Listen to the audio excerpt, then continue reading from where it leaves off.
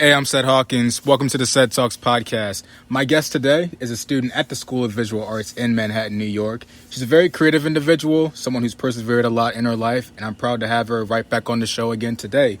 Right now, here is Grace Pomona. Grace, welcome to the show. Thank you for having me. We keep doing all of these different takes. The people don't notice, but this app doesn't want to work with me today. Yeah. But you know what? It's telling me we got 299 minutes to go. We got time. Okay, great. Thank you so much for your time. I'm glad you're letting me do this with you. Yeah, thank you for having me. I know you're back visiting family and whatnot, so just the fact that you want to take the time out and do this with me is something I'm very appreciative of, so thank you. Thank you for having me, seriously. I love this show. I love that you can see people from this county and see where they're at in life, because I don't know how some of these people are doing, and it was really cool to see oh, what is this person up to, and how did this person feel about this, and I thought it's also really cool because it's a really good time freeze. You get to see where you are at an age. I'm so excited to look back on this when I'm older and be like, oh, that's what I thought when I was 19, Yeah, it's nice. I never really looked at it like that,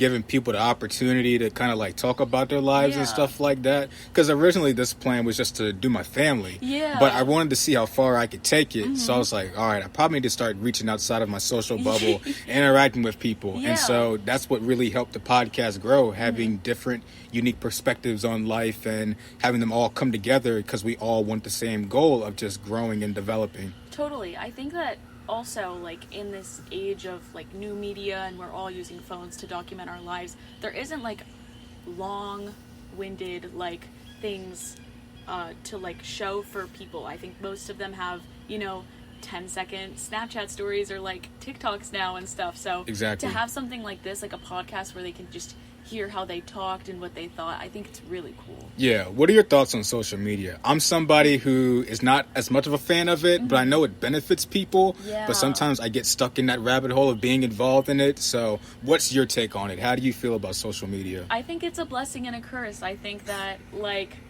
it has definitely helped so many people, and it's done amazing things. I don't think people could have felt more together during a time when everyone felt so alone during quarantine and stuff without social media. But you definitely need to know your limits and know when it goes from being fun to being almost an addiction. Being addicted to your phone is definitely a real thing, and I totally believe in that because I've felt it. I feel sometimes I'm drawn to my phone in a weird way that should not be normal. We normalized it, and it's really weird to me. Yeah, I got my first smartphone when I was 13, so gosh. I was going into the 8th grade. I honestly wish I never got my first smartphone until middle of high school or afterwards, because it just, like you said, it's normalized for everyone to have a smartphone and be on social media and whatnot. And I feel it kind of just takes everything away, and you're less present because you're on this app and you're just wasting all this time looking at all this different content and stuff. Yeah, once I realized I was wasting time that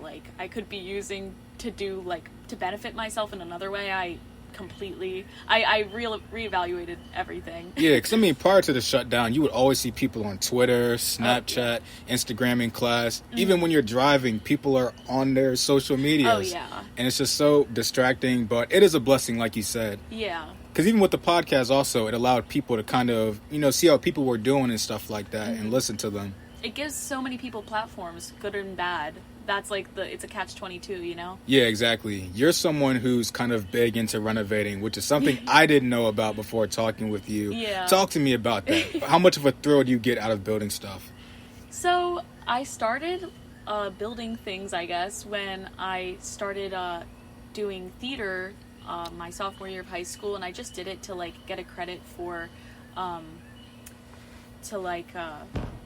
have a credit on my resume for school, and I just wanted them to know I was interested in the arts because I had no previous art credits or anything, and so I was I'll just do theater after school as an extracurricular. So I started, and I didn't know I didn't want to be in the play, I just wanted to be behind the scenes, and they were we need people to build things, you'll have to use a circ saw, and you'll have to drill things, and I built the whole set, and I was just so confused what was going on the whole time. But after that, I was really into, fixing things up and fixing up my house, and I was really into HGTV as a kid, so Mm-hmm. I just, like, it fed my addiction. And then over quarantine, we just redid my whole house because there was nothing to do, and we were just like, this house is so ugly, like, we need to fix it.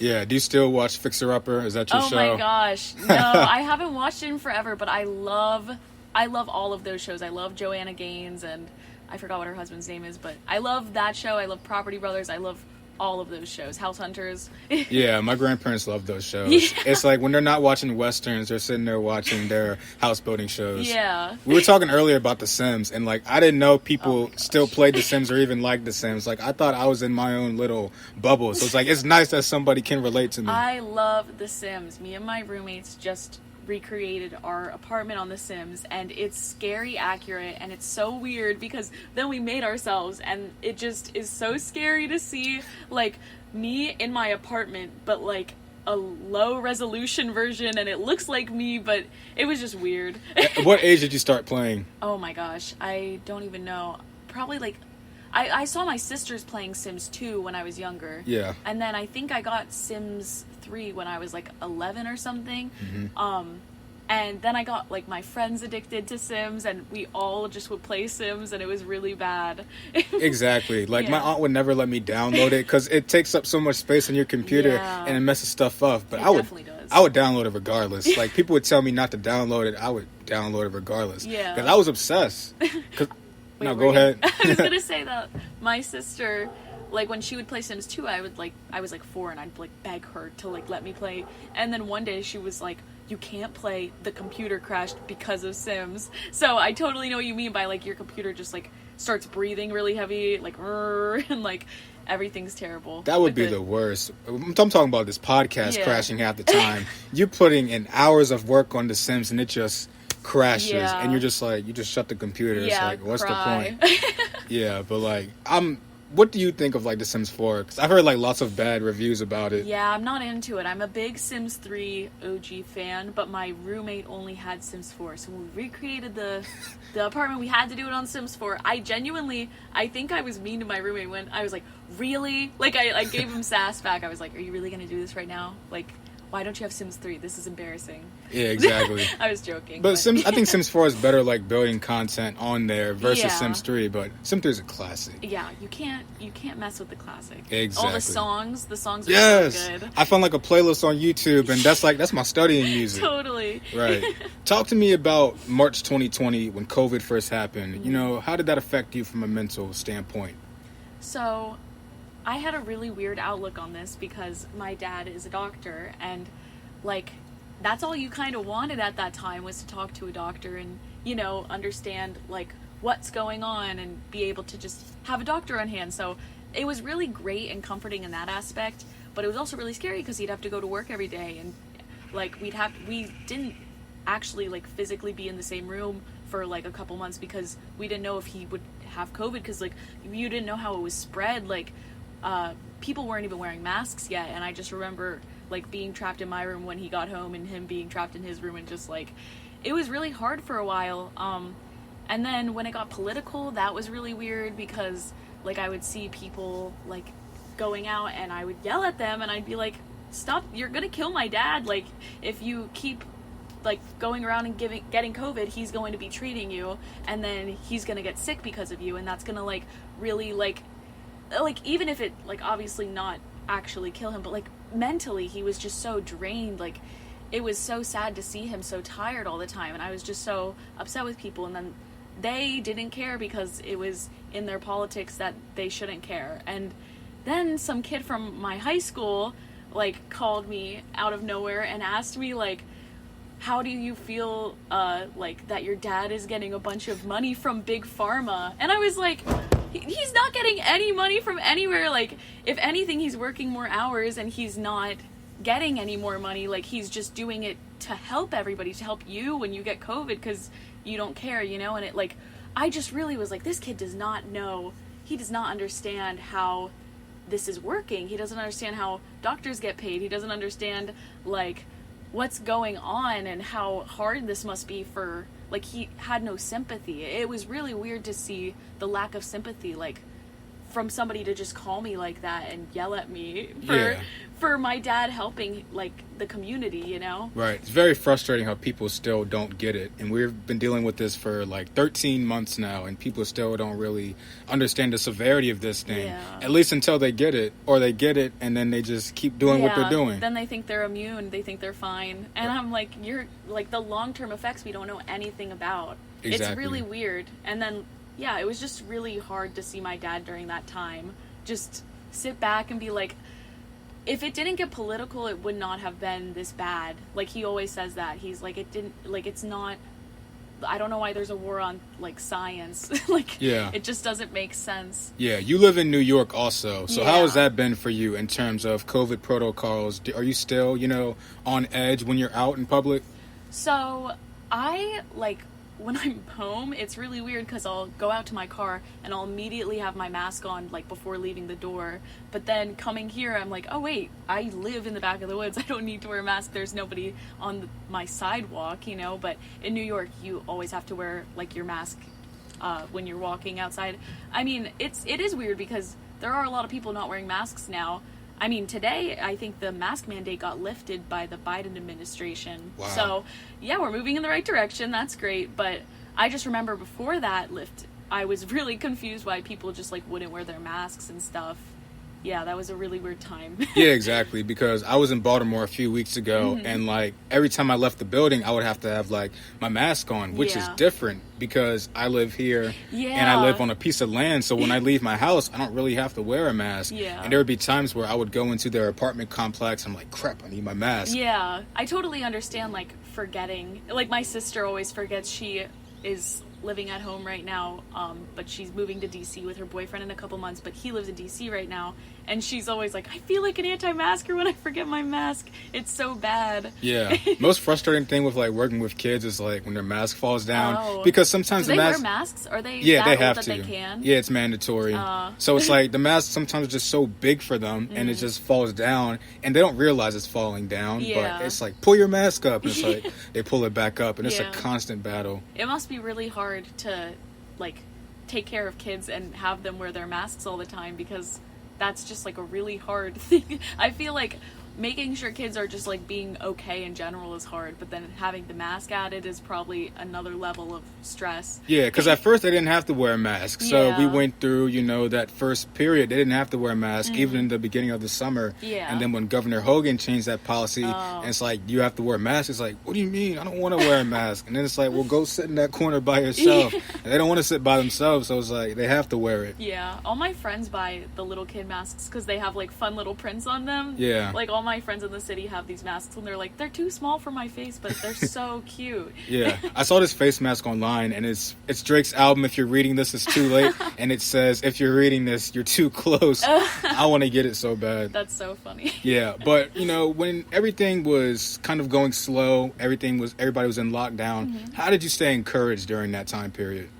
Honestly, like, seeing how strong my dad was being, and I just wanted to be strong for him because I know he was so exhausted because he could not escape COVID if he tried. Like, anybody that would come up to him, my friend's parents would ask him, like, his friends would ask him, like, what's going on all the time, and I just wanted to be there for him, and I wanted to make sure that he would, like, not have anything to worry about, so I would clean as much as I could, and I would cook as much as I could, and make sure all the chores were done so when he came home he could just relax. Yeah, I can relate to that also. I wanted to be strong for my grandfather because he owns his own roofing company, so he had to continue to work and be on the front lines. And so I could see how tired he was sometimes coming back home, and it was just like, I got to stay strong for him. I got to keep doing what I'm doing, because if this 67-year-old man can go out here and keep working, I ought to be doing the same thing. Especially when it was so scary. Like, that's so brave of your grandfather, because he, like, nobody knew what was happening. We just knew that it was worse for old people, so that was, like, probably very scary. I just remember every day being so scared, like, about my dad's safety, and being like, I felt very hopeless too, because I was just sitting at home, like, doing nothing. But I also, school really helped, like, keep me in line and keep me balanced, and I really looked forward to doing assignments because there was nothing else to do, Yeah, were you also making content videos and stuff like that while you were in quarantine? So it's really funny. my school, like, I guess just freaked out and didn't know what to do, because as an art school, like, the big thing is all the equipment that we get and all of the resources that they give us. And, like, the prompts don't really matter as much. Like, I could tell my teacher I don't want to do this, like, I have a better idea, and they'd be more encouraging about an idea I'm passionate about. But over quarantine, they didn't know what to do, and if they didn't have enough, like, they couldn't give us equipment or anything, because it could have had COVID on it. We didn't know anything at that point. So they made us do TikToks, and I was like, oh my gosh, I go to TikTok University, and, like, I remember, like, thinking to myself, like, this is so, like, silly and funny. And I remember my teachers asking, like, did any of you guys go viral? And, like, it was just, like, a really weird time. They also made us make movies about COVID during that time, which was not my favorite thing. I kind of wanted to escape it, but they, like, told us to make a movie about COVID. And it's honestly, I'm really happy how, like, it turned out, because it really is a time period of those first 2 weeks, because I ended mine with, like, the curve is flattening. Like, do you remember when that was a phrase? Yeah. That was so long ago. No one even, like, we obviously still talk about the curve, but we really thought, like, this curve was going to flatten in 2 weeks, and that's just so, it's a funny thing to look at now, because it's a joke, honestly, like, my film. Yeah, exactly. I remember fall semester, we weren't doing presentations live in front of the class, because our class was only 50 minutes, so my professor said, all right, I want you guys to make a speech video and be as creative as possible, and that's your fun. final exam. So I was like, oh goodness, this is going to suck. Like, I did not want to make the video at all. And so it was a PowerPoint, and I had to talk while presenting also. And I thought it would be really terrible, but I actually loved it. Like, I used iMovies, I used different special effects and stuff, and I loved it. So that was my first taste of really video editing and stuff like that. Yeah, I love it. It's so much fun. Like, my goal is for the podcast is YouTube, to get on YouTube and put a face to the voice for once. But that's up to my guests, though, because I don't know, they might be camera shy. Oh, yeah, that's true. I'm not as shy in having the camera on me, but I know some people are very uncomfortable with that. Yeah. How was TikTok? Do you like TikTok? Oh my gosh. I have a love-hate relationship with it. I think that it's fine. I'm not, like, obsessed with it, but, like, I definitely fall down rabbit holes. I definitely watch it way too much sometimes, but yeah, like, I just thought it was such a stupid thing to do for an assignment. No offense to my teachers. None of them are gonna listen, but like, yeah, I just thought that, yeah, I was just like, oh, come on, like, because it was right when TikTok obviously, like, kind of, I mean, it was getting bigger and bigger, but I think over quarantine it really blew up for people because no one had anything to do, so they were just like, let's download this app, you know? Yeah, I always thought TikTok was a bootleg Vine. Yeah. So I didn't really buy into the hype of it. Then it just started blowing up, and I was like, you know what? I'm not going to hop on this bandwagon just because my friends are watching TikToks. Yeah. And then during Christmas break, I got stuck watching these prank videos of, like, I think the kids would tell mom to, like, shut up, and the dad would be like, shut up. Who you telling to shut up? And I fell down that rabbit hole on YouTube because it was just so funny. That's awesome. But shifting gears from that, talk to me about your childhood growing up right here in Maryland. How was that for you? I had a great childhood. Growing up with 4 sisters in Maryland was really fun because we just could do whatever we wanted. There's a lot of space here because, like, Southern Maryland specifically is very country. So it was really great to grow up here because all of us would just be running around and we could do whatever we wanted. We could play sports or, like, make movies or put on plays and, you know, just, like, have fun with it, you know? Yeah, what's the age difference between you and your sisters? Oh my goodness, it's crazy. So my sister Veronica is, I think, 31 now. She just turned 31.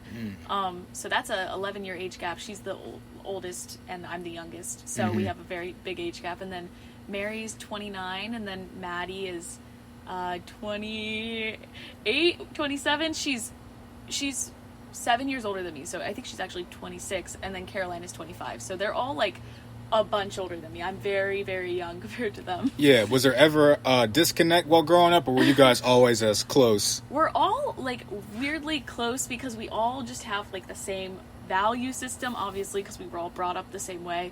But we all, you know, have these different things about us. So, like, Veronica is more of, like, a writer, and Caroline also is a writer, but in a different way. Like, Veronica's more of a script writer, and Caroline's more of, like, a poetry, like, novel writer. And then Mary is very, like, into film, and she does marathons, and so does Maddie. We just all have, like, these little things, like Mary and Veronica do film together, and they were, like, older, and then Maddie and Caroline they were, like, kind of raised in sets, like Mary and Veronica and Maddie and Caroline, like, twins, and then I was, like, the odd one out because I'm so much younger. Yeah. But, like, we all have these little, like, connections to each other that we were never disconnected. If anything, it was just, like, Veronica was so old that she was going to college when I was, like, 7. So Right. I couldn't see her as much, but I never felt far away from her, even though she was far away. Yeah, I'm the youngest in my cousin group. We were all born like 1 year apart. Wow, that's awesome. Yeah, and like I'm the youngest, so it's like even though I'm younger than them, it's like we're all kind of different. We all want different things out of life, but we all have the same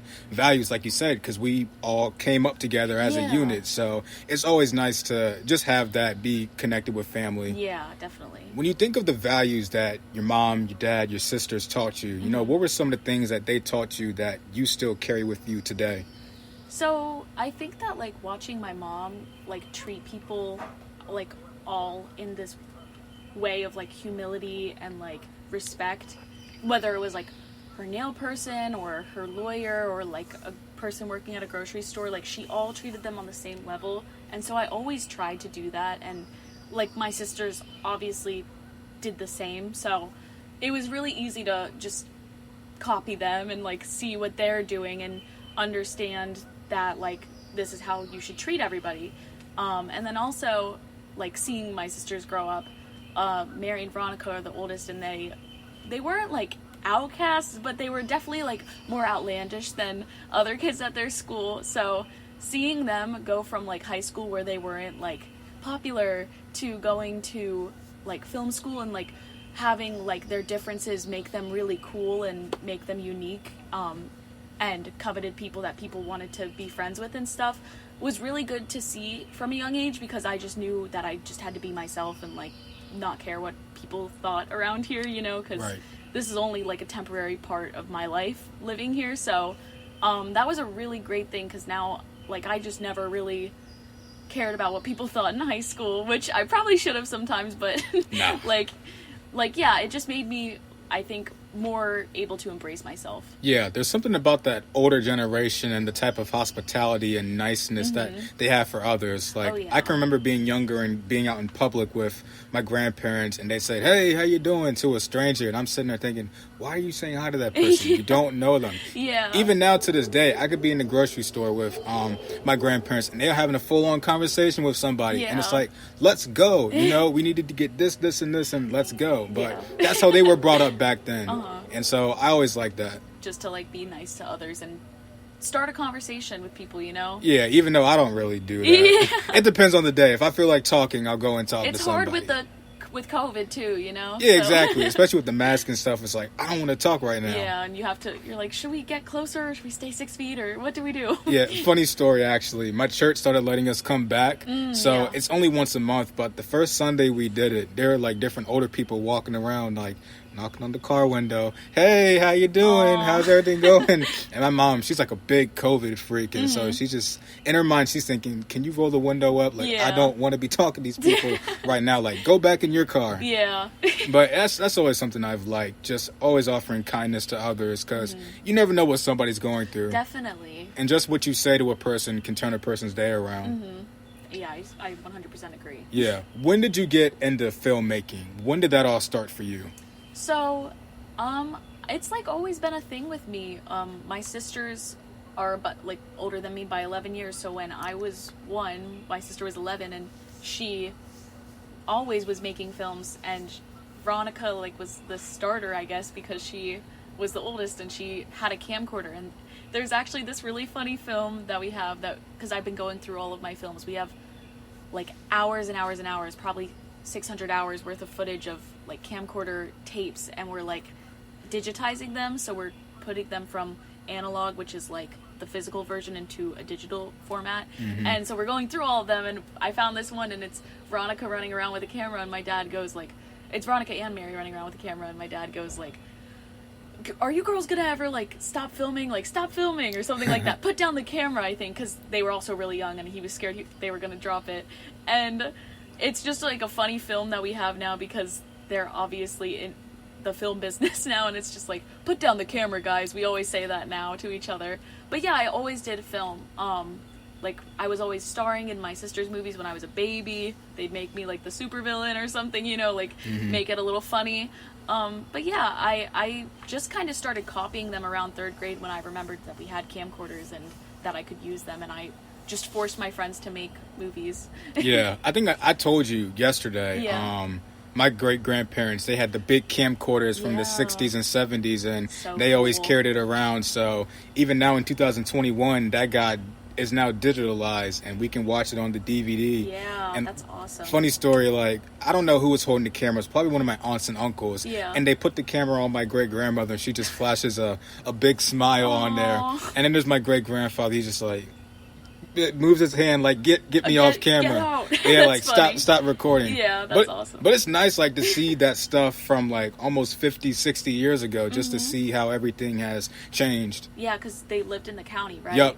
Yeah, that's so cool to probably see, like, areas that were less built up, now more built up, you know? Just trees and land and stuff. Yeah, that's which is something that I like, but it's nice Yeah. how the county has kind of just changed as time went on and Yeah. stuff is being more built upon. Good urban planning here. Yeah, because now we have a Chick-fil-A. We never had a Chick-fil-A growing up.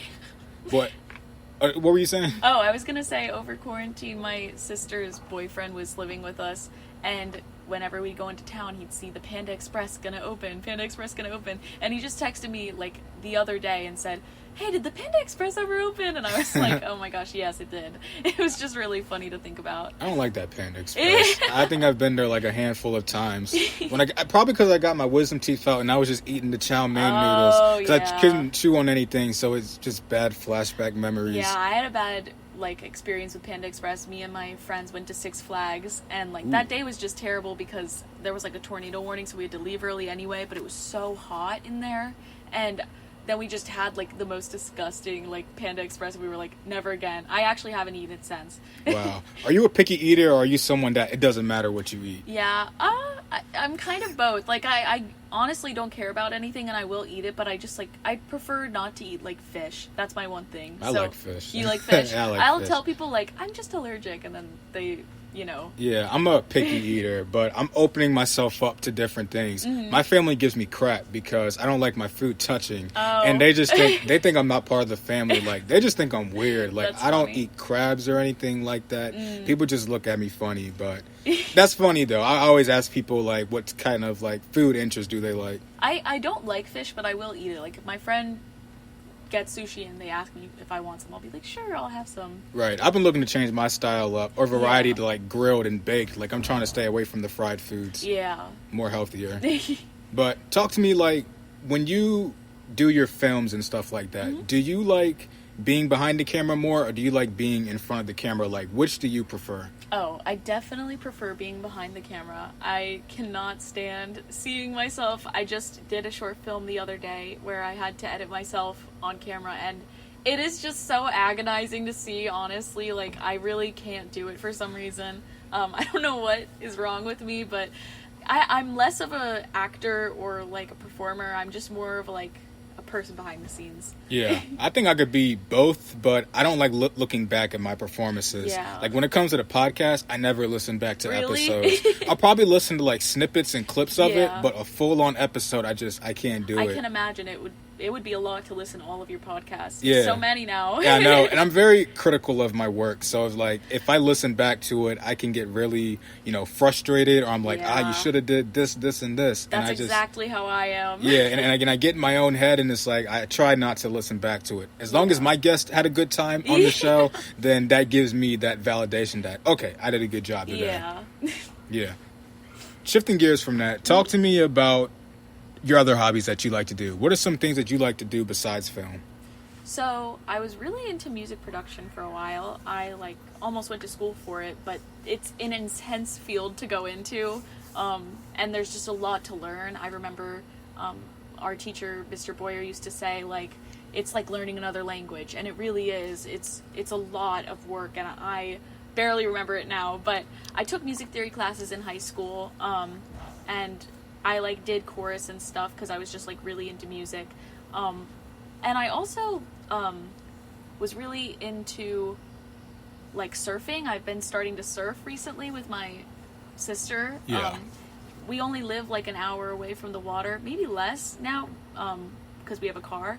But so I've been surfing more, and also like I'm really into running. So because my family is a bunch of marathon runners, Mary and Maddie, and I don't think Caroline's ran one, but she's definitely ran like enough to call it a marathon. She's a crazy runner. And then my mom was a marathon runner, so yeah, we're all into that. Yeah, I come from a family of runners also. Oh, cool. Like my uncle, he went to school in Penn State, so he was doing that. Wow. But he has diabetes, and so my great grandmother got worried that he would get really sick because it's so cold up there. Yeah. So she always had that big fear. But I come from a family of runners, which is weird because in high school I didn't do any sports. Really? Like I could have done cross country or track, but I didn't do anything. I did cross country and I did indoor track. I never did actual track because by then I was burnt out. I was just like, I'm done. I can't do it anymore.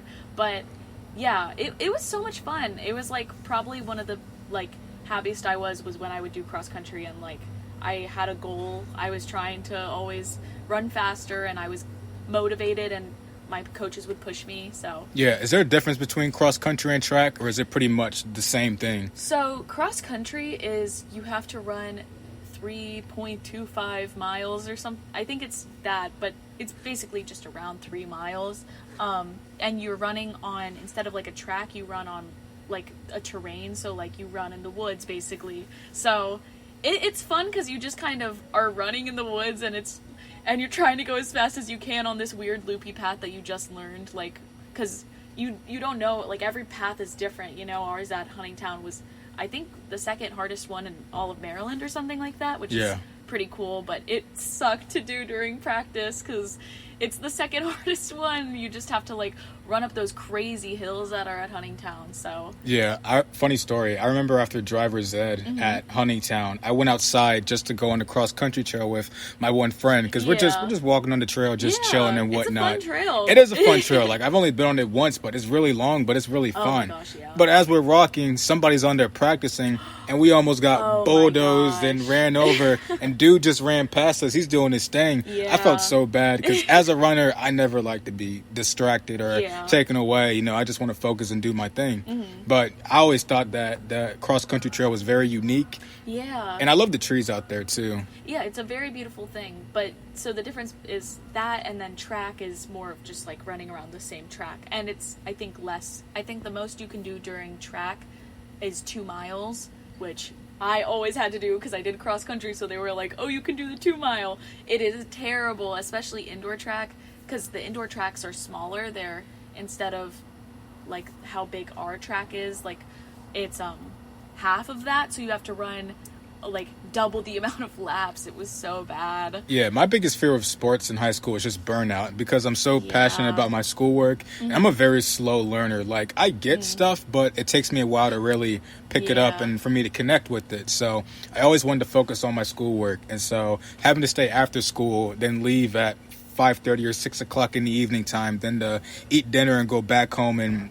try to do homework and study, like that's a big commitment. It definitely got overwhelming at times. Yeah, like I have a lot of respect for athletes, whether it's high school or college, because it's a like big commitment to do. Yeah. Did you stop doing it in your senior year? Yeah, I did. There was a lot going on. I was very busy around that time. Right, got you. It's understandable. We all got to take care of ourselves. Yeah. And speaking about taking care of ourselves, as a college student, how important is it, in your opinion, to have a good diet while also balancing exercise? Because I think those two things really help you out, and they go hand in hand in the long run. So I'm not the best at this because my freshman year, I don't have a food plan at my college, because we don't have one. I don't know why. I guess because they just assume it's New York City, you'll find food.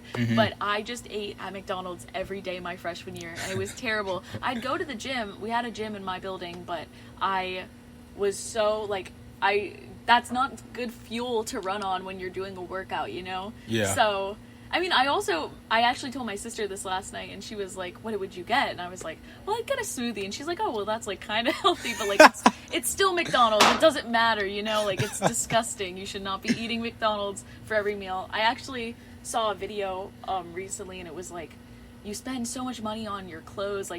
Say you love designer clothes, and you're spending all this money on designer clothes, but you're still eating, $1 burger from McDonald's, why would you not put good fuel in your body? And I was like, wow, that's actually really true. So I've been trying to eat more. This was last year that I was eating at McDonald's, but this year I've been doing HelloFresh and trying to eat more whole as much as I can, drinking more smoothies that are not from McDonald's, things like that. And with HelloFresh, it is just genuinely like a really good source of, like, if you want a homemade meal but you don't really want to go out and get the groceries for it. Like, that's my big thing, is I can't get the groceries. Are you more of a grocery, Yeah, I'm more of a grocery person, only because, is HelloFresh a subscription? Like, do you have to pay for that monthly? Yeah, it's like, you pay for it per box, but, compared to New York prices, it might just be New York prices, it's, as affordable as it can get for New York, because New York is, you go out to eat and you're expected to spend $20, and that's just ridiculous. And I used to be a person who was obsessed with Grubhub and Seamless and all of those apps, right? And it was also very bad for me. But now I've gotten HelloFresh and it's a lot better. This is not sponsored. I know. No, I wish it was sponsored. It's not sponsored. Yeah, but I think just eating as whole as you can, and also work out when you feel like it, but don't be afraid to push yourself. Don't be afraid to be I could do an extra mile on my run, or something. Or even, also, don't be afraid to not be perfect. Say you're debating going on a run or not going on a run at all. Maybe just go on a walk that night instead. You don't have to push yourself all the time. That's kind of a contradiction to what I just said, but it depends on the person, Yeah. What are the running spots in New York? Because you're in the city, so how does that fare out for you? So in the winter, I would run in my gym, because I have a gym in my apartment building. Look at you. Yeah. That's bougie. It's not a great building, but that's one bougie thing about it. But yeah, I just run on the street normally I'll go with my sisters, because I don't want to run alone. I don't know. No, I know how you mean. I know what you mean. There's running clubs in the city, which is really cool. I haven't done one, but my other sister has done one, and she met a bunch of friends that way. It's really a big thing in New York to do running clubs. But yeah, it's just kind of running on the sidewalk. It's kind of weird. Yeah. Or in the park. The parks are great. I've ran in Grand Central. Not Grand Central. Central Park? Central Park, yeah. Yeah, that's nice. Yeah. Shifting back to food, with me, I go to the grocery store and I get my fruits and my vegetables, and now I'm eating more at home and cooking more instead of eating out. Shout out to my friend Lexi. You know Lexi Redding, right? Yeah, I'm shouting her out now. But she would always get on me because I would be eating out for dinner, and she's like, what are you having for dinner? 2 pizzas and hot wings from 7-Eleven. And she was like, are you kidding me? I was yeah, this is my dinner. But so I'm putting all this bad stuff in my body, and it's I'm feeling so terrible. I would literally, after going to CSM, I would go to Chick-fil-A and snack on French fries and chicken nuggets, then go straight to work. That's just straight grease sitting on me. Yeah. So once I just changed my diet around to more fruits and vegetables, more yogurt, smoothies, I would put all that stuff in my body, and I felt great. My skin started to change. I felt more energized. So it's crazy how much it also just changes your mood completely. I remember feeling terrible when I would eat McDonald's every day, and then right when I stopped, I felt so much better. When I came home for quarantine, I was like, wow, I feel a lot better at home with fruits and vegetables everywhere. Yeah, I like treating myself. So during the week, I'll cook my food at home, and when I say that, it's dinosaur chicken nuggets and pizza. I'm such a child, but I'll put that in the oven, and then on the weekends, I go to Chipotle on Fridays. That's my way of treating myself and saying, you know, you worked hard this week, go treat yourself to a chicken bowl. Totally. Maybe some tacos on the side also. But shifting gears from that, how do you prioritize your mental health, given how busy you are in the city and what you do? How do you take care of yourself? I think just like I said earlier, even though it can be hard pushing yourself, some days pushing myself is just getting off my phone for an hour.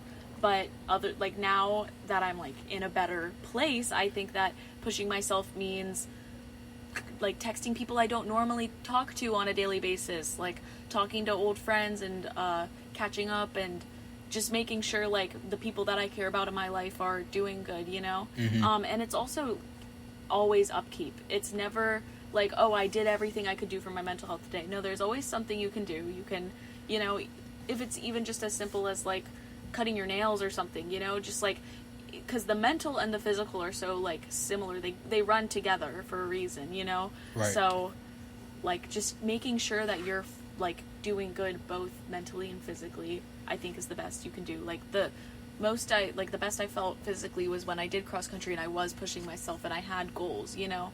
So I think just always pushing to improve, no matter what that means for you, like, it's the best thing you could do. It's always a balance, I feel like, because you should always have your priorities in check, take care of your responsibilities and what you have to do, but you also have to take care of yourself also. And I feel like in past generations, that really wasn't prioritized. Like, you were just told to go to work and do what you have to do, and then you come home. And I always look at the older generation in my family, and I see that that's how they live their life, and that's how they still live their life. And of course, I look up to them and I admire them, but it just came to a point where I had to form my own interpretation on things when it comes to taking care of myself. Because for my grandfathers, going to work is their mental health care. That's them taking care of themselves. Like, they don't like sitting in the house doing nothing. Meanwhile, with me, you know, I don't mind going to work and whatnot, but work and school, that doesn't define me. I always thought that it did define me, and that was terrible. It was not a good way to think. It was not a good way to think. So once I just started doing different hobbies like running, coloring, writing, and just really focusing on that, that really helped me out. Having a routine also really helps. Like, I have a morning routine that I always do where I like do yoga and I read and I just like have some time for myself. Like, always take time for yourself and like hold yourself accountable, because if you're not holding yourself accountable, who is? Like, you're the only one that can make sure that you're doing okay. So just check in with yourself all the time. Like, that's what I do when I have my morning routine. And I also have like a goals list every week, and on that list I have things that are like a little too out there, and it's to push myself, it's to get out of my comfort zone. So just like always trying to do that. Right. Schedules are very important. Like, towards the end of 2020 last year, I was just terrible. Like, I always felt just so not present, and I just felt like I'm not getting anything, you know, done. And I always felt so terrible about myself. But at the start of the year, my goal was to create a schedule and a routine for myself that I can consistently follow. You always hear about these celebrities, and they wake up so early in the morning, and they tackle all of these different things. So I was like, you know what? I'm going to be just like them. Just like them. I'm going to have a schedule and a routine. And once I did it, my mental health just really improved, because it gave me something to look forward to, and I'm also getting stuff done. And so once I know that I'm getting the stuff done that I have to do, then I can take care of myself and do that self-care that I like to do. Because even this right here, this is self-care. Just sitting here talking with you, like, reflecting. Exactly. I could be at home right now doing, I don't even know, probably running and something, but just the fact that I can change everything up and do something different is really nice. What piece of advice would you give to someone kind of struggling to maintain a schedule or a routine? I think that comes with different circumstances for every single person, but I guess just like really holding yourself accountable and just making sure that you're checking in with yourself, like I said earlier, you know. I think those are the most important things you can do for yourself, and with that, balance will come. Right, I agree. Talk to me about your high school years at Honeytown. What were some of the things that you learned about yourself that you still kind of carry with you today? I think, like, looking back on high school, I have, like, a lot of great memories. I don't really see any bad, and I think that is something I learned about myself, is I'm very positive, and I'm always going to try and, like, uplift people, and I definitely learned that in high school.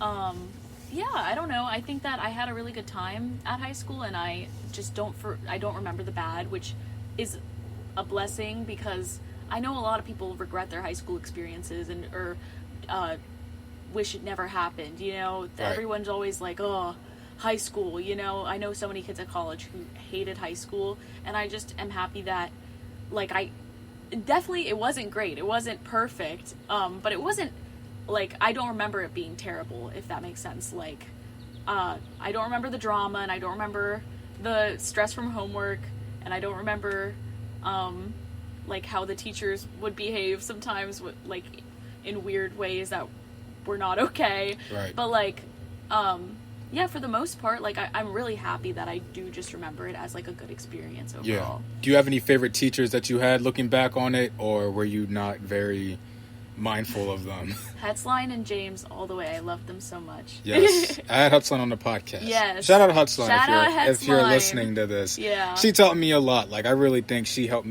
prepare me for college work, taking her AP class. Because beforehand, I was so off schedule and the work didn't really matter to me as much. But having her class and having this routine of having to turn my folder in every Friday, studying for the vocab quizzes, like, it really prepared me for college, because that's exactly what you do in college. Yeah, definitely. Yeah, I never passed her test. I can never pass a test to save my life. But I had a good high school experience also. Like, I don't really have any bad memories when I think about it. Like, I always try to go out and visit sometimes. Obviously, with COVID, I can't do that like I want to. But beforehand, I would always just message my favorite teachers and say, hey, can I come visit you during your lunch? And they'd be like, yeah, go ahead and come in. I tried to visit, and me and my friend tried to visit, and like they told us we couldn't go in, and we were like, oh, okay, never mind. Yeah, I mean, it's just crazy how schools are now with locking the door and stuff. Oh, it was before COVID too, but I can't even imagine how hard it is with COVID now. Yeah, exactly. So shifting gears from that, what made you choose the School of Visual Arts, SVA, as your school choice versus attending a school here in Maryland? So I have 4 sisters, and 3 of them went to NYU and 1 went to UMD, and I went to UMD's graduation, and I remember being a junior at that point and thinking, like, wow, I just wish UMD had a good film program. And they do have a film program, but it's not the kind of film. There's different areas you can go into film, and they're more history and critical based, whereas like I was looking more for like creative and production, more like actually doing the film instead of, you know, critiquing it later, being a film critic, or learning about the history of film. Like, those are not interested to me. But my other sisters went to NYU, and 2 of them did the Tisch film program, and I was like, I always thought I was going to go there. I was like, should I go there to them? And they were like, it's not what you're looking for. Like, I was looking for creative based, and that's what SVA was. NYU is more camera based, more technical. So it wasn't also what I was looking for, which was interesting because I really thought my whole life I was going to go there. And then my junior year, I found SVA and I was in love with it. And then I found out that you don't have to take math at SVA. And I was like, okay, I'm sold. That's lucky. You're so lucky. I got 2 more years of math to go. It sucks being an education major. Oh, yeah. Yeah, but we're gonna talk about you going to school there later. But you said your family's mainly based in New York. Yeah. What led you guys to come here to Maryland? My dad just got a job at, I don't know which, they're different apparently, Calvert Memorial and Calvert Internal, but he got a job at one of them and he just stayed here. Got you. Yeah. Understandable, because my family's mainly based here, but I have some scattered across South Carolina and whatnot, but cool. We're all just mainly based right here in Calvert County. Cool. So Calvert County has always been my home. I always find it interesting just to talk to different people, and they have these different experiences of where they lived at before they came to Calvert County. Yeah. When you think about that, just the difference between New York and Maryland, do you want to stay in New York and be based there, or do you see yourself staying in Maryland or somewhere that's similar to Calvert County? I think when I'm really old, I would love to live back in Maryland, but I think it's so funny because in my brain I'm always thinking about because I have to get a new apartment soon and stuff. I'm just thinking about all that stuff, and I don't see myself leaving New York ever, which is really hard because I do love Maryland too. So I definitely will visit all the time like I always do. But yeah, I don't know. I'm trying to figure that out right now. No, I feel you. Yeah. I feel like I want to get out and get that experience of just traveling and whatnot. Yeah. I don't know how I'd felt in the city. I'm not a really big fan of the city just because I love the aspect of Calvert County and how peaceful, calm, Very and slow tranquil. it is. But, I do need to get out there and travel, see different things. Like, I'm out here manifesting right now, putting this out in the atmosphere. I'd love to live in Canada part-time and then come here to Maryland, also part-time, and just kind of switch it up back and forth. Yeah, I've been seeing videos of people living in other countries, and it seems very fun. So I'm open to anything, honestly. Everything seems cool right now. I'm young and I can do whatever I want, so. Exactly. It all goes back to playing The Sims, too. I'd always put my family in the countryside. It would look so great with seasons. It'd be snowing out, and there's this piece of property on my nice house with my family, and it's like, I love that. And it's like, that's what I want, It all goes back to Sims. It all goes back to Sims. Everything just connects back to Sims. Yeah. Talk to me about your first year at SVA. How was the course load and everything? How did you manage everything your first year as a student?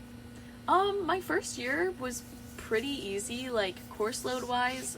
There's not like much like hard things to do. There was like, it's funny because I would tell people I'm going to film school, they'd be like, oh, you're going to school just to watch movies, and then there was a class where we just sat in a movie theater and watched movies. It was actually crazy. Yeah, so that was a really fun class. But yeah, the course load's really easy, honestly, for me, because this is all I've ever wanted to do. So when I learned I was going to take a script writing class, I was so excited. And when I learned that I was going to have to make short films for my projects instead of doing tests, I was like, this is a dream to me, because this is all I've ever wanted to do. So I was really happy with that. Yeah, how was your script writing class? Did you love that a lot, getting a chance to write? Because I know we talked about yesterday that you're not really all that great with writing.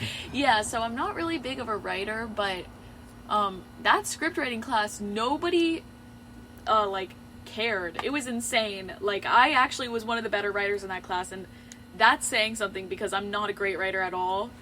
But like, kids in that class just did not care. I remember some kid, we would have to print out our scripts and give every single kid in our class a script, and there were probably 16 kids in the class or so.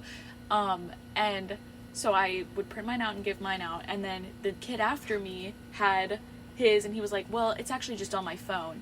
And he was reading it on his phone, and it was going nowhere. The script was really bad. And then somebody leaned over to me and whispered, he doesn't have a script. I looked at his phone is blank. He's just improvising on the spot. Oh, that's smart. It was so funny. It was insane. So yeah, I'm not great at script writing, but in that class I was great because nobody tried. It was really sad, actually, but that's such a talent, just be able to improvise on the spot. It was crazy, but it was a messy story. I remember being like, where is he going? What is going on? It was like an astronaut in the ocean, and it makes sense. Yeah, I feel like you really have to be planned also. You should plan out what you're gonna write and what you're gonna say. Yeah. I mean, when it comes to the film industry, lots of people improvise. Mm-hmm. My dream, because I've kind of wanted to get into acting also, my dream is to just do an improvising spot with one of my cousins or my friends, and we're just bouncing off each other, bouncing all these ideas off. That's fun. Yeah, exactly. I think I told you yesterday, I published a book, and one of my dreams is to really take a writing class in college and just learn more about the art of writing. But when it comes to my EDU major, my advisor won't let me do it. Oh, really? Because she's just it doesn't go align with what you want to do, so don't do it. But I really want to do it also. What kind of teacher do you want to be? A history teacher? I want to be an elementary school teacher, and then make the jump and do guidance counseling. Oh, great. And just be able to mentor kids and stuff. There's not many people that actually want to be guidance counselors, because every guidance counselor I've had has been terrible to me, at least at my school. I love my school, but my they're not guidance counselors, they're advisors, right? But they don't like their job. So I'm happy that somebody actually who's passionate about it is going into this field, because I've heard other people at other schools who love their advisors, so it's going to make me happy that someone's going to have an advisor like you. Yeah, I think advisors, they make more money, so it's more money opportunities versus being a teacher. Yeah. But I also do want that aspect of just helping people out. Yeah. Because most of my advisors that I've had have really helped me out, and they've helped stray me in the right direction in times where I felt like I was just ready to give it up. Yeah. Because that's what happens as a college student. Mm-hmm. You get really burnt out. But I've been helped by other adults, and they've helped sway me in the right direction. Mm-hmm. So I'd love to do that, whether that's being a teacher or being a guidance counselor. Yeah. Because that's what it's all about in education. I think it's more than just teaching math and science and reading skills. Definitely. It's about teaching life skills to just help your students progress. Mm-hmm. Yep. Talk to me about the challenges that you faced as a student in college. What are some of the things that you've had to overcome? Not much so far. Right. Fingers crossed, but right. I guess the social aspect at first is hard because my school is in a city, and not many colleges are in cities, and so it's like a different experience altogether. Like, there's no sports at my schools, there's no fraternities, there's no sororities, and honestly, I wouldn't have it any other way personally, because all that stuff kind of scares me. But, and I can also go to, like, a state school for a weekend if I really wanted that experience, you know? But, I really like my school, but it is hard to meet people, because without all of those, there's, like, no school spirit, and when there's no school spirit, it's hard to find people when you just move to New York, and you're trying to, like, go to orientation week and no one's going to them, you know, like, everyone's against it, because they're all artsy kids, you know, who are just like, oh, I'm not going to do that. So. Yeah, that was always my biggest fear, was meeting new people. And that's why it started off at CSM. I just wasn't really ready to meet new people, because I've always been, I don't try to be a standoffish person, but I just like keeping to myself. And then sometimes people will take that the wrong way and they'll just leave me alone. And it's not like I don't want to be alone. I just don't really know how to communicate well. Yeah. I mean, that's changed now since having the podcast and communicating with different people. It's a skill that you're learning. You're totally, like, building your skill up by doing this podcast. Exactly, because in my personal life, I keep to myself. I mean, I have my bubble of friends that I talk to from time to time, but if you're not in that bubble, I don't reach out to you. And it's not that I'm not intentionally not doing that. It's just I'm so focused on what I'm doing, I don't have the time really to want to communicate with you. That makes sense. Yeah, exactly. As a student, you know, you're getting up there, you're approaching graduation pretty soon. Yeah. What would you say to any, you know, freshmen coming in or students in the college process getting ready to start?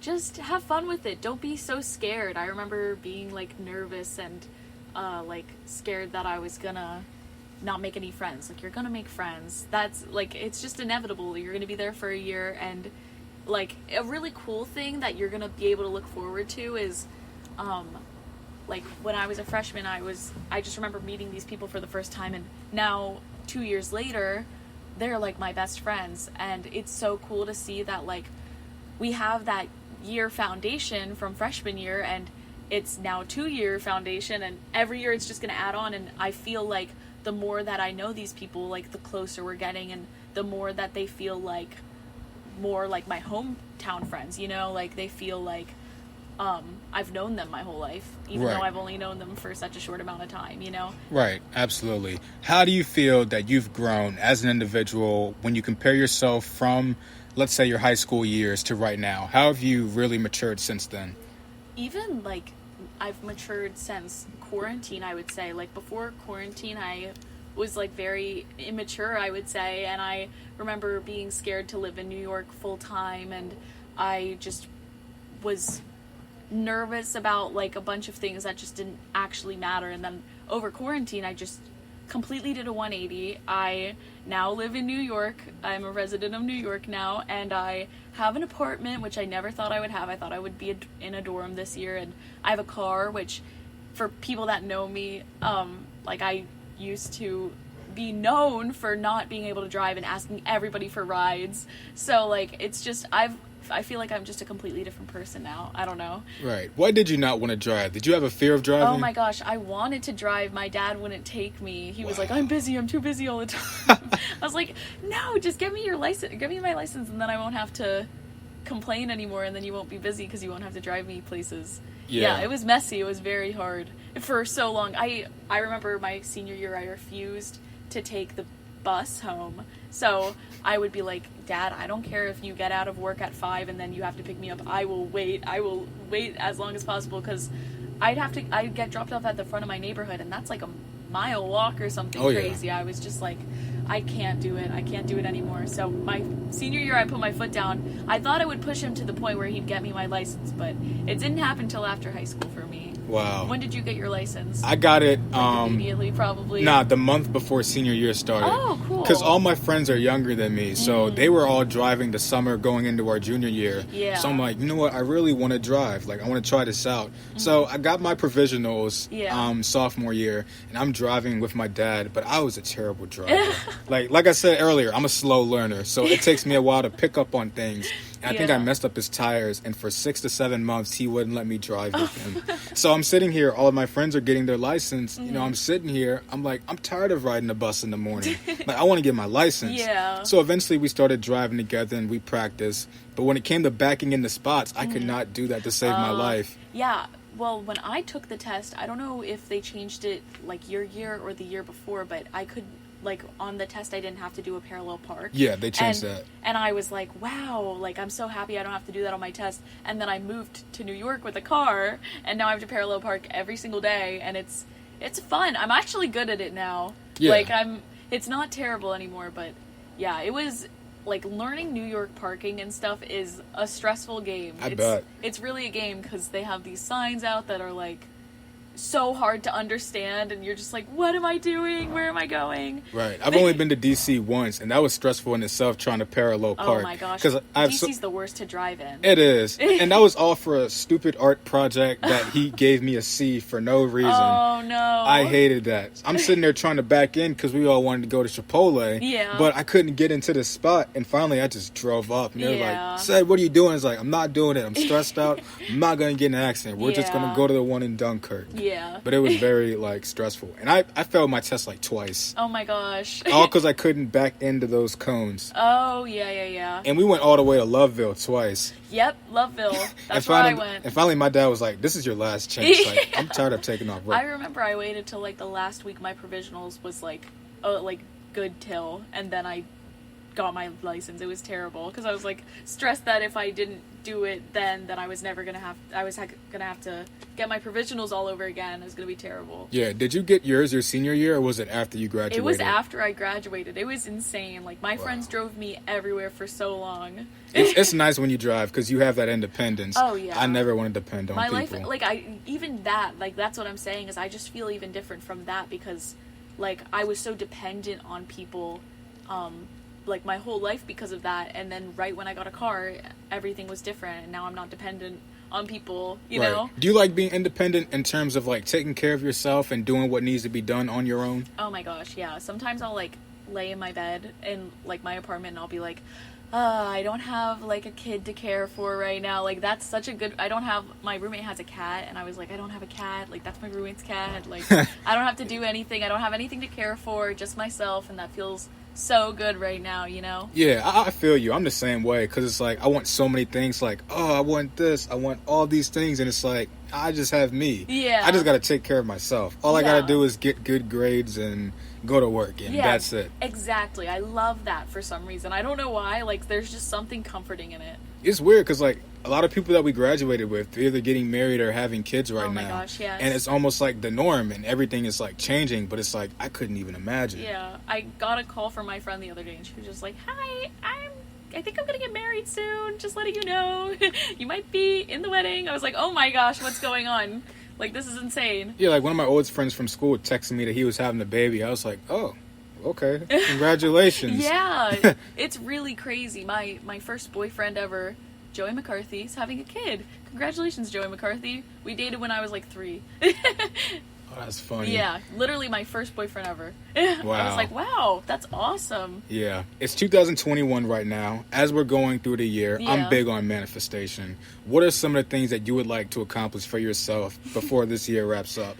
Oh, before this year wraps up. I would love to, like, make music videos, honestly. Like, that's all that I really care about right now, because I'm not a writer, but I am, like, really into the visuals, and I love music, so incorporating 2 of my favorite things together is, like, smart, you know? It's just putting 2 things, killing 2 birds with, or, oh my gosh. Killing 2 birds with 1 stone. Yes, exactly. Yep. So I'd love to do that, and I'd love to surf more, and I'd love to maybe run, like, my own, because they're probably not having any marathons this year, my own half marathon, or marathon this year. Right, got you. I'd like to get my 100th podcast episode. Oh, yeah. I know I'm going to get there because I'm so close and I'm halfway there, but I want to do that. Mm-hmm. I'd love to publish a second book, another poetry series, and just get that out there. And honestly, just be more content with where I'm at and just really enjoy life and be present. Because I feel like we all want things in life, but, you know, everything happens for a reason, and as long as you're present with what you have, like, everything will come to you. Like, for sure, the universe will give you everything you hope and desire. Totally, I agree with that. Yeah, and my final question to you before I go ahead and let you go is, if you could offer a piece of advice to your younger self, what would you tell that young Grace? Oh my gosh. I guess I would just tell her, like, to not be as hard on myself, because, like, I remember when I was younger, I loved Minecraft. I loved it so much. I wanted to play it. But I, like, felt like I couldn't have it. I was like, I don't deserve the game. Like, it's too expensive. My dad's not going to want to pay for it. It's probably like $20. Like, he definitely would have paid for it. But something about me was just like, he won't do it. And, like, I would watch people on YouTube play it for fun.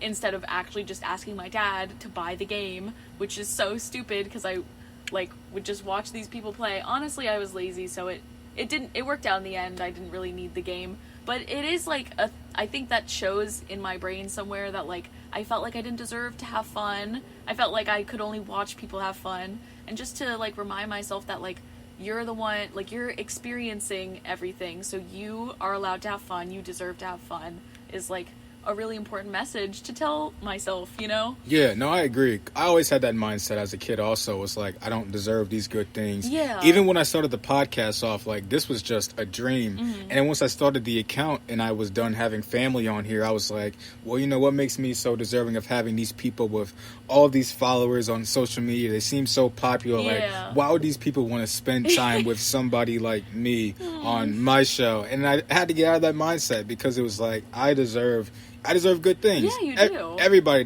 deserves good things in this Yeah. world. So why not take a chance with yourself and allow people that you never talk to on this show? Yeah. And if they say yes, they say yes. And if they ghost me, like some people do, you know, that's fine too. You keep going, and eventually you will attract that right person that wants to work with you, and you'll just make magic together. Yeah. Yep. I gotta ask you, The Sims or Minecraft? What do you prefer? Oh my gosh, Sims, 100%. Sims? I love it. I've played Sims so much longer than I've, like, had a liking for Minecraft. It's Sims, 100%. Yeah, I gotta get an old laptop and just download Sims on there. Yeah. Like, that would be my self-care. I can't do it on this baby. This is my college laptop. I don't want this crashing. I like how everything has gone back to Sims. Yes. It always goes back to Sims. It always goes back to It doesn't go back to Sims. Minecraft. It goes back to Sims. You guys need to buy Sims. You hop on the Sims train. We're sponsored by Sims today. No, I'm joking. We're sponsored by EA. Nah, I'm kidding. But thank you so much again for your time. Thank you for having me. Seriously, this podcast is so cool to, like, be able to see what people are up to and, like, see where you're at in your life and how you're feeling, you know? Yeah, here's hoping I'll have you on again in the future. Oh, thank you. All right, this wraps up the episode. Stay blessed and stay encouraged.